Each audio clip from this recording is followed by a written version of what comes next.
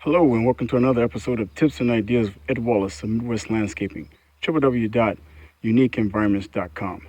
Well, we're here back at Rolling Heights after 1 week of installing our turf here with the subsurface drip. And as you can see from this beginning of the video, the lawn looks fantastic. We utilize a couple products that I know help with the germination of, or actually not the germination, the growth of the roots, giving you establishing a new ground and a new dirt. And as you can see, there's a couple spots like this here, this round spot, and it may be dog urine spots. This one over here and one back over there. But I lifted up the sod to see what the situation was. They do have a pair of pretty good sized dogs that didn't seem like it was not getting any water. It was nice and wet in the areas I pulled up the sod pieces. It's just that it may be from urine, which the client knows that no grass is going to withstand urine. This particular variety of grass is called West Coaster. It's grown by West Coast Turf over in the southern part of Riverside County, close to Temecula. It's where they grow this particular variety of turf. It's called West Coaster. It's a blend of tall fescue turf seeds.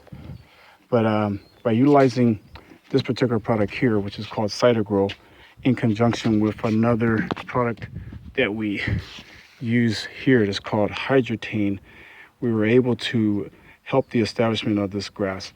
The Hydrotane is a root zone moisture manager. It provides available water for the root system by way of pulling available water vapor from the pore spaces of the soil. And when we applied it in conjunction with the Cider Grow, which is basically a biostimulant that this derivative is from seaweed and sea plant material. We use it quite a bit, and it's very, very effective from the standpoint of helping the roots get established and to basically quantify by leaps and bounds, as you can see here in this backyard. And the way we apply it, we basically do a combination. We put about an ounce inside of the container of Hydrotane when we first installed the property, installed the turf. Then we applied accordingly with the hose in spray adaptation. This area over in here is we have to finish it up. I've already applied it once. I did a backup application of the Cider Grow today to the whole lawn area to help it continue to establish itself. And so this section here is the section that I have to finish out, so as I kind of talk. But you see it has a graduated lever here where you can basically turn the water on. All the way down is basically you're applying the product. When you put it up, it's basically, it applies water. So with the Hydrotane, you actually water this product in. So after you apply it to the area that you want to apply it to, you actually come back and you apply water to help soak it in, because it's most effective at the root zone, the root level. And then forward all the way is basically off.